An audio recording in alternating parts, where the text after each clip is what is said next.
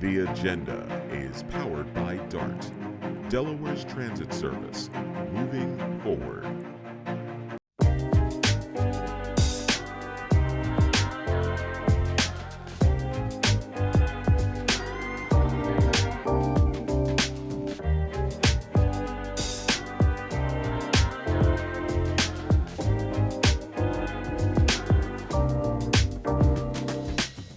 Kerwin Gaines here. Welcome back to The Agenda. Thank you so much for tuning in this week. We are excited to have you here. We are excited about this season. We have been moving and shaking and bringing you who you want to know about and ensuring that you are on the agenda.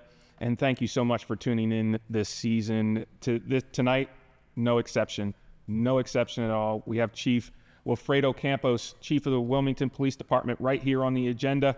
Welcome, Chief Campos. Thank you. I know that you're a first-time guest. Thank you so much for tuning in and coming in and talking to the citizens here about what's going on in the city of Wilmington. We appreciate it. We appreciate having you here, and we hope you come back again after this. Thank you. So how long have you been the chief now for the city of Wilmington? I was appointed by Mayor Brzezicki in January of 2023. How's it been going? It's been going great. It's been going great. Getting around to the different communities, talking to people that I already know from growing up in the city, and also from being a police officer here, going on 28 years. It's just it's amazing.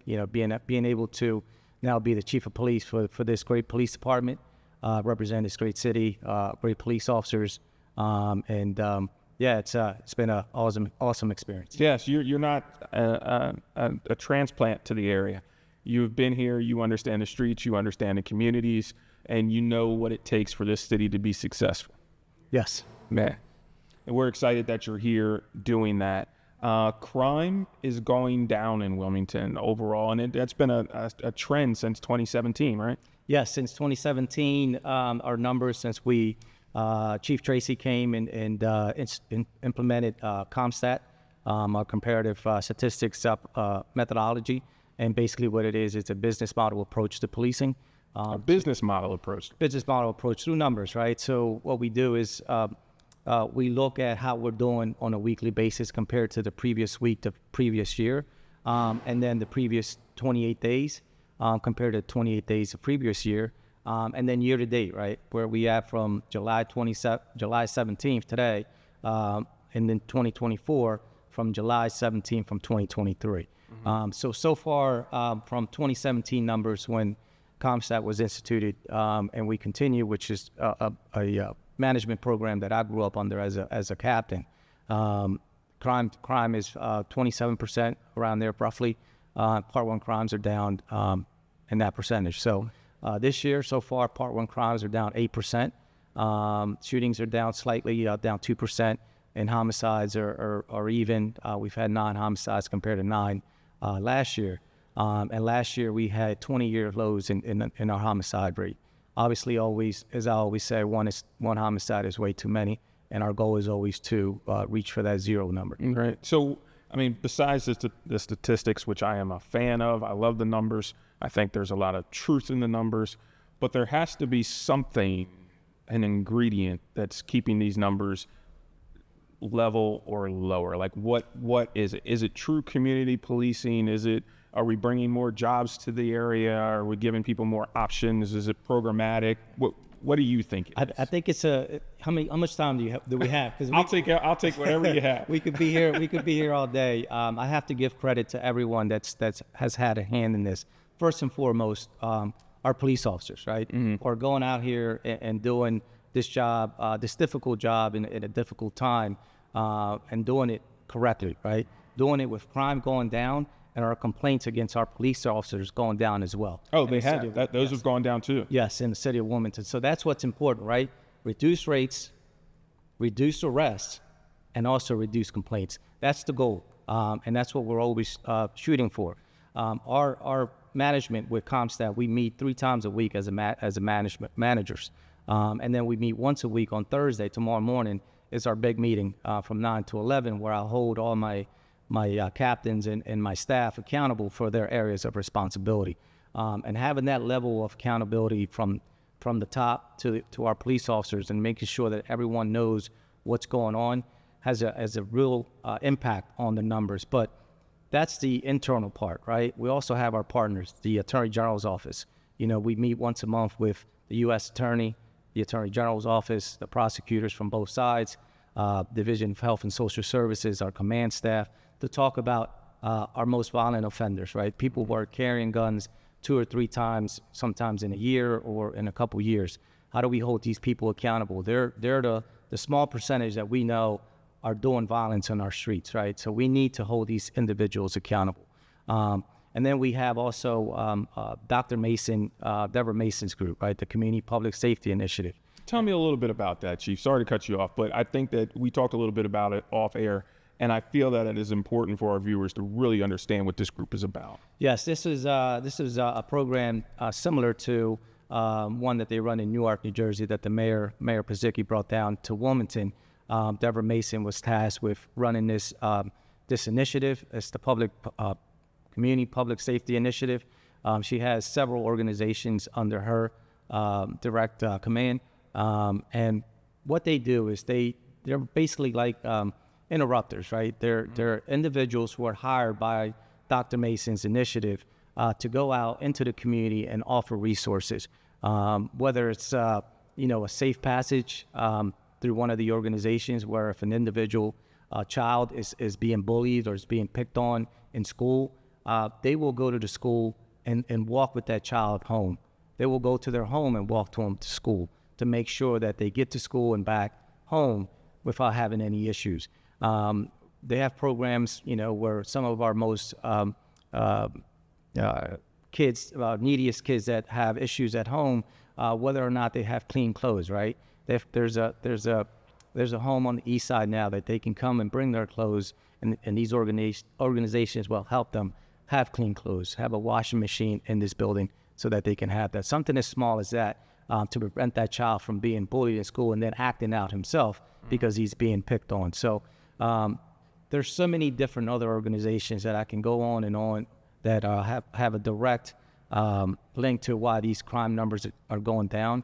Also, the community engagement unit that I brought back in January, with having our communities having direct access to an officer who works that district and works on those long-term issues, whether it's someone having a parking issue where someone's parking in someone's handicap spot. It may seem small and trivial, but that can turn into two people going at it and then escalating into violence, right? Someone having a dispute of someone having a dog defecating on the street or defecating on someone's property. Those are issues that community engagement unit works on, as well as attending play streets, attending community service fairs that we have every month. We have one tomorrow at Tilton Park, and that's working with 40 different organizations, nonprofits, who come with the police officer. The police department is the one who organizes it. They come to the park, whatever park we choose, once a month in a different part of the city, and offer free resources to the community, whether it's public defender services, whether it's Job Corps, whether it's Department of Labor, whether it's mental health and substance abuse resources. They are there to try to help the community out. So that's why I say there's so many people who are contributing to these crime numbers going down that it's just amazing, and it's great to see. So I want that to continue, but what are some of the things we're doing in the areas where you're not seeing as positive as a result? And I mean, let's just be honest, there are still some hot areas there. So what are you doing that you can tell us about that's really a proactive approach to helping those areas? Yeah, it's no secret, right? It's no secret. So our community engagement unit, they go to every community meeting, right? Mm-hmm. And we have a lot. We have a lot of different civic associations throughout the city. I believe it's 48 civic associations, and they meet regularly, sometimes once a month. Sometimes they take a break over the summer, but we do have representation there, whether it's a captain, whether it's the community engagement officer that works that district, to hear those problems firsthand, right? So they go to the meeting, whether it's something where someone's doing some illegal dumping, that officer will leave that meeting and work on that right away in real time. And it cuts out all the red tape, right? Having the call here, having the call there, being transferred here, which is really frustrating for someone in the community when they just want something done for something that seems simple, but seems really hard to try to get someone to do something about it. So our community engagement officers will work with Public Works, they'll work with Parks and Recreations. They've built those relationships to be able to go out and take care of those issues. So they're hearing those issues firsthand. We know that every community in the city, every neighborhood is different, right? What affects one neighborhood may be different in another neighborhood. So that's why we have to have those officers at those different civic association meetings so that they can work on those issues independently and then together if it's something that requires a bigger assistance. So are you working with those groups now? I mean, the East Side has been given a tremendous amount of money for development. The development plans, I believe, are just now beginning from a construction standpoint. I mean, there's big plans for that area, but that area, I don't think can be forgotten about in regards to its issues that it has, in regards to poverty, and in regards to crime, in regards to just a lack of overall development. And that's not all the police's issue, right? That spans several different things. What are you doing, or what is the police department doing for the crime issue there, and to ensure that the East Side is being the best side that it can be? Yeah, so again, Dr. Mason's group, they're working in two parts of the city right now, two neighborhoods. They're working on the East Side, as well as Price's Run, which is right over the river, off of Vanderbilt Avenue up to the Speakman Park, Market Street to Northeast. And they're working in those neighborhoods to try to get ahead of some of the issues that are there, right? And then our police officers are working with the community, with the elected leaders, to make sure that they work on those issues that are important to the community. Because it's not always what's important to us, right? It's what's important to the community as well. And we have that partnership working with those community engagement officers, as well as with the city, with the residents, and they built that relationship where they feel comfortable providing information. That's another group that has contributed to the successes that we've had, is that trust, building that trust, that police community trust, where the community engagement unit is going out and working with people, and they see them making a difference. They see them listening to them and taking care of problems. So they feel more inclined to provide information because they know. And they're seeing the results too. And they're seeing the results, and they also the information is confidential, right? They're not putting people out there where they can be, obviously retaliated against. They're getting that information, and they're doing something with it. Mm-hmm.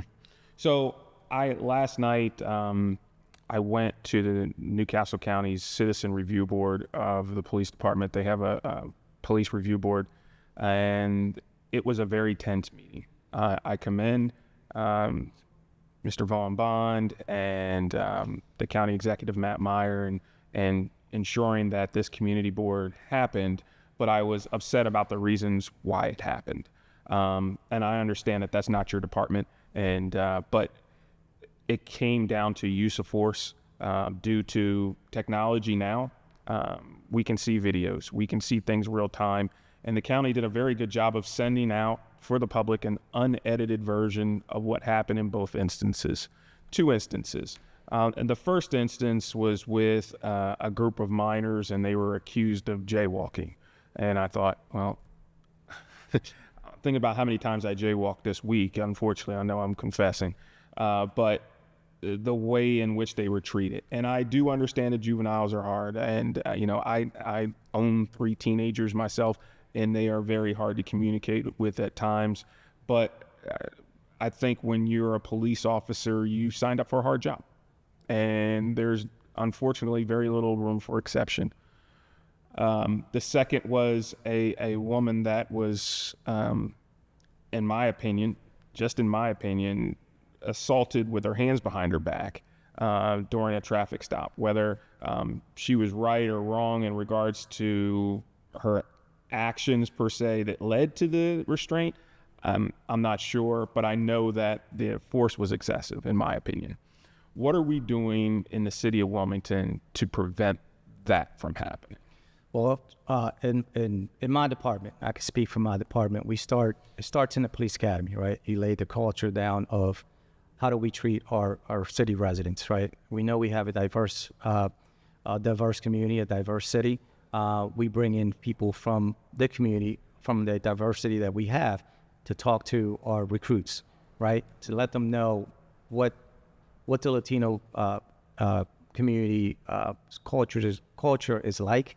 What are the things that is said or may not be said that may trigger something to either de-escalate or escalate. But then we also go into, implicit bias training, procedural justice, how to treat people with respect. So it starts there. And then it continues when they're in the police department. We have monthly training, and some of that training is to talk about once a year or twice a year, to talk about diversity and talk about ethics and talk about different things that affect the city and our city residents. And then we also have, we have an early warning system where if we have an officer who we see as there's a pattern of complaints against, then we trigger that. And we have that officer, we bring that officer in and we speak to him. And whether it's a training issue or whether it's something that's going on in that officer's life that we need to take care of, that's what we do. We just instituted, pushed out last week, an officer health and wellness program. As you know, it's a very difficult time for police officers to do this job. We just started a police academy on Monday, which is our smallest police academy we've ever had in the history. How hard was it to get to the numbers? Even though it's the smallest, I'm sure you guys had to work like crazy just to get those folks signed up. Yes. So we started off with about 76, 77 applications, and we vet them, right? We go through a physical fitness, written tests, oral boards, psychological background, polygraph testing, and there's a saying out there, right, that we desperately need people, or we're not just going to desperately hire, right? We got to make sure that we're hiring the best qualified individuals that we can get into the police department. But it's one of the things I told them on Monday is that I congratulated them that for getting to the point where they're at now, starting the police academy, and also for taking on this job, right? Taking on this job when most people are running away from it, they're willing to take that position and serve our community. And they're 6 really great individuals who are no doubt are going to be great police officers for this city. So, and dealing with that, I think we talked a little bit about the city not having a community review board for their police department and some things that are standing in the way of that. But it is something that you want to see happen. Absolutely. It's something that I want to see happen. It's something that we have to make happen, right? With the new post guidelines throughout the state, every police department in the state has to have some type of advisory committee or board. We are working on that in Wilmington. There's some obstacles that we have to get through with our city council members as well. And then the mayor can start appointing some people to that committee. Yeah, I want to see that happen. I think transparency, the vibe that I picked up, and this is just Kerwin's vibe last night, was that the citizens of the county, especially those that are in the areas of which these incidents occurs, one of them was the Route 9 corridor, they were upset and felt that the officer's conduct was blatantly unnecessary. And it was the vibe. But they are still having to see this officer regularly patrolling the area. They are not being told about, and due to privacy, due to so many other things, they're not supposed to be told about the status of the investigation. But I just picked up the vibe that the citizens still didn't feel secure. And I think that is a foundational responsibility of the police department, is to at least give assurance that they will always be protected. And I don't think that the citizens of the county had that last night. I did not feel that. My question to you is, if this was a case, and we won't say names of towns or whatever, but what would you do as the chief of police to give that assurance back to the community? And that's something that we continuously do at these community meetings, having our captains, having our community engagement officers, having our district officers at these meetings, building those relationships so that when something does happen, they already know that they already trust us, right? They've seen us, not in the bad times, but also in the good times, right? So that when something bad does happen, when something will happen eventually in police work, something's gonna go sideways, that they have that trust in us that we're gonna do the right thing. And I don't know much about those cases, but officers have the Bill of Rights, due process. There's always investigations that need to happen, and we have to protect, the officers and also the person who made the complaint as well, so that the investigation is not compromised, and it's a true investigation, and whatever the results are, then the results, are, and then discipline, termination, whatever it may be, or unsubstantiated. So, but that's the integrity of it, is to make sure that the officer's Bill of Rights aren't violated, the due process is not violated, and also that the person who made the complaint, that complaint can be investigated thoroughly as well. Yeah. So I look at and the chief of police is the CEO of the police department, and just like any other CEO, they have a 3-year and a 5-year plan and a 1-year plan, a strategic vision. What is your strategic vision for the Wilmington Police Department over those years, year 1, year 3, year 5? Yeah, so continue to build on the successes that we've had since 2017. Like I said, this year, we're 8% reduction in Part 1 crime. The only exception is auto thefts. In full transparency, our CompStat numbers are online on the city website. We continuously to have a struggle and a challenge with juveniles stealing vehicles, and this is across the nation. This isn't just unique to Wilmington. They can go on YouTube and figure out how to do it. It's a challenge for police departments, but it's something that we continue to make arrests, and we'll continue to work on. We even do some giveaways with like wheel locks and things of that nature to try to prevent some of these things. We push out public safety announcements and not leave your cars running while they're warming up or cooling down, especially in this heat. People leave their cars running, AC on, and that's just an opportunity for someone to steal a vehicle. But if it wasn't for auto thefts, our 8% number would probably be somewhere around 12-15% reduction in Part 1 crimes. Shootings are down slightly. I think it's 2% year to date. And homicides are even from last year. We've had 9 homicides compared to 9 last year. And last year, we ended up with a 20-year lows in homicides. And I always say this, with that said, is that one homicide is too many. Losing a loved one, I can't imagine. I just met twice last year with murders of crime victims, to hear their stories, to update them on their cases, to try to work with them and fill that gap and try to bring closure to them. I believe last year we had 7 cold cases that were closed, and we never stopped working on them. Right? That's not something we ever stopped working on. But again, the goal is zero. As a city, is to continuously push towards that zero number where we have 0 shootings, 0 murders, and as we spoke earlier off camera, continue to reduce the crime rate, continue to reduce arrests, and then also continue to reduce the complaints against officers, which is down from years past as well. And that's because of the training and the great police officers that we have here in the city of Wilmington, knowing their community, going out and building those relationships with them, it goes a long way. I've had situations where an officer is having an issue with someone who's being difficult, and you have community members come out and be like, no, not today. That's not happening.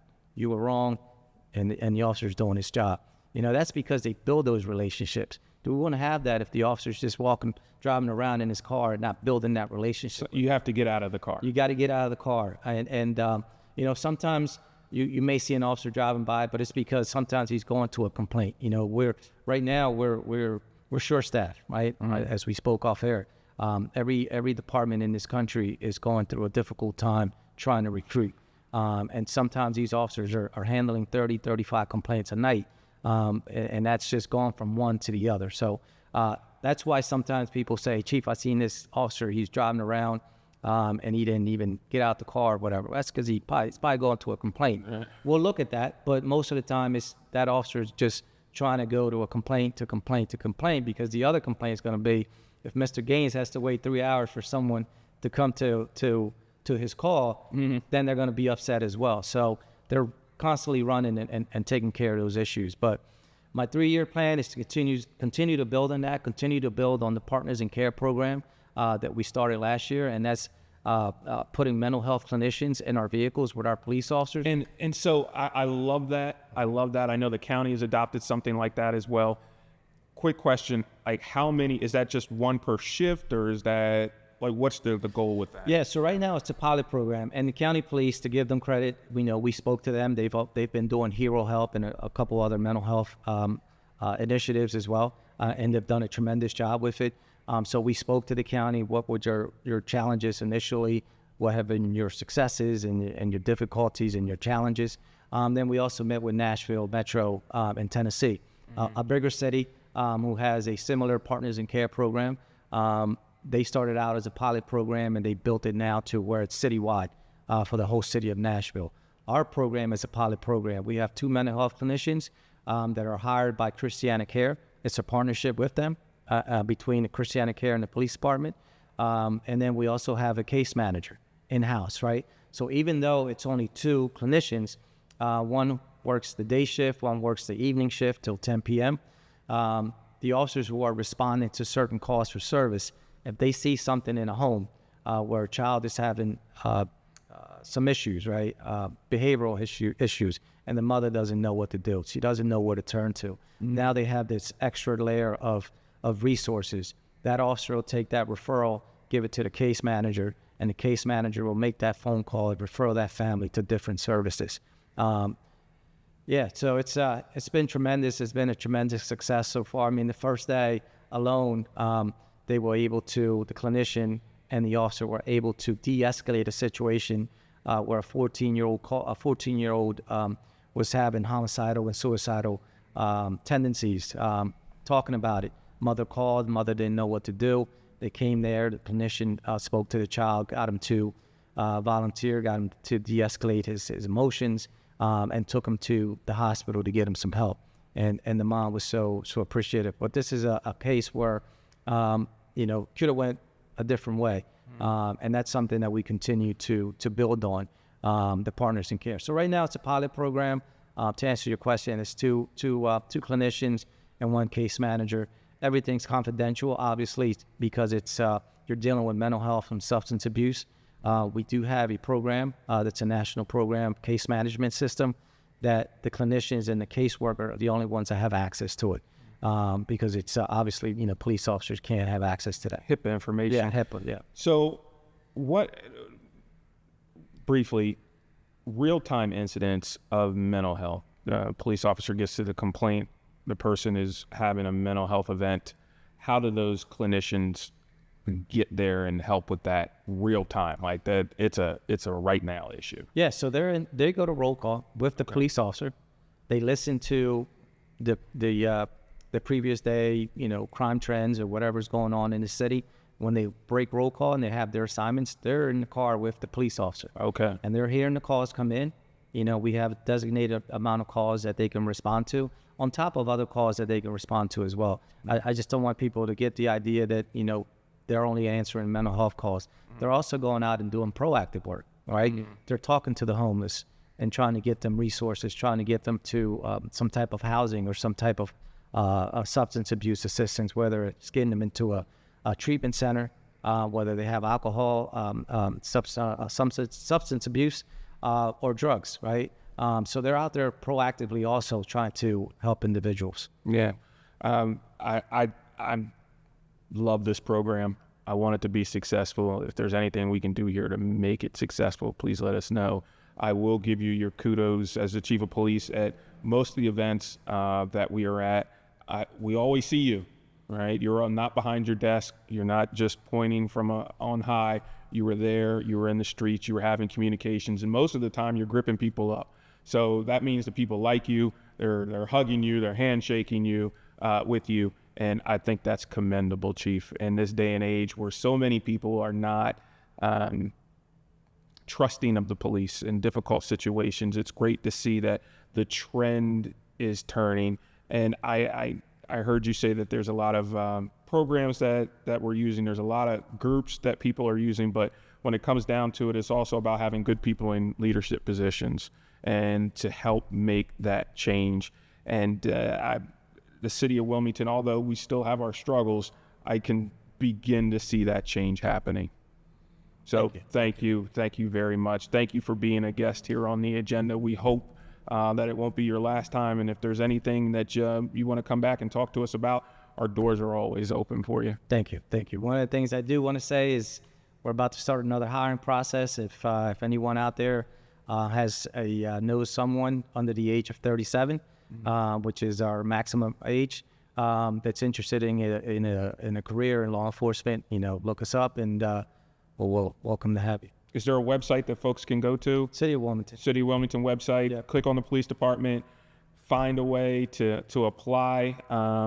They're looking for a diverse workforce, so please don't hesitate to apply. If you're having some problems getting that information, reach out here to us at DETV at our website, and we can get that directed to you and the necessary folks over there at the Wilmington Police Department. As always, thank you so much for tuning into the agenda this week. We'd like to thank Chief Campos for taking the time out of his very busy schedule to come down here and have a conversation with us to ensure that your issues, the things that matter to you, stay on the agenda. We got another great week coming up this week. Look forward to seeing you all right here on the agenda.